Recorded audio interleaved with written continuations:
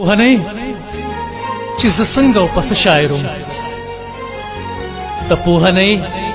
چې زه څنګه او پس شاعر وم ما به نظمونه لیکل ما به غزل لیکو ډېر ښه شاعر وم ما نه اوس هر څوک دغه سوال کوي شاعر نه یې اوس ما نه اوس هر څوک دغه سوال کوي شاعر نه یې اوس نه نه هغه یو وخت و چې شاعر وم ما به شعر لیکلو ای ته منې چې دا لګیا یم دا کلام مې آخري نظم دی ای ته منې چې دا لګیا یم دا کلام مې آخري نظم دی دغه چې ولې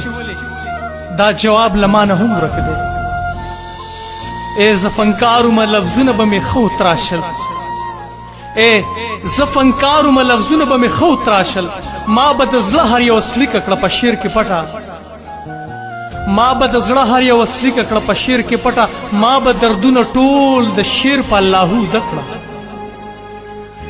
د کومې پیغلې د ښایست قصې چې ما کولې د کومې پیغلې د ښایست قصې چې ما کولې د هغې پیغلې خو خالونه اوس د ګور چینجي خوري د کوم زلمي د مینتوب قصه چې ما چیړله په هغه ځوانو سلی جوړ دی او د ګور میلمه دی د مینتوب کیسه یې ځکه شو نیمګړې پاتې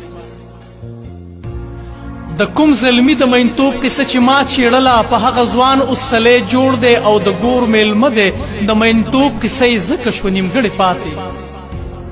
ما چې د کوم شوخ مازیګر قصې هر وخت کولې ما چې د کوم شوخ مازیګر قصې هر وخت کولې په هغه زیړ مازیګري کې اوس د وینو رنګ دی په کوم ګودر چې به د پیغلو بنډارونه جوړو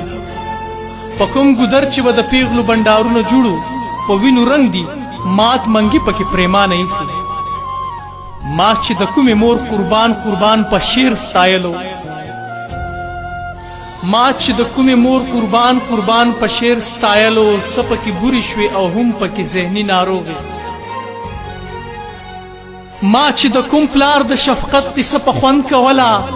ما چې د کوم پلار د شفقت قصه په خوند کوله په کټ کې پروت سوری سوری دی او بچي ترې تاو دي ما چې د کوم اتل زلمي ستاینه تل کوله ما چې د کوم اتل زلمي ستاینه تل کوله چا پرې د کفر فتوا ورکړه هم د مرګ په جواز سر یې له تنه ترې جدا کړلو بدنامه هم شو د هغې خور زړګی هم مات شو د خپل رور په غم کې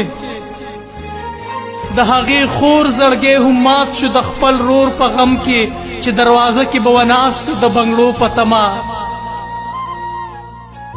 د هغې ناوې زړه هم سوری سوری کړو په دې چې په لاسونو د نکریزو حق چا ورکړی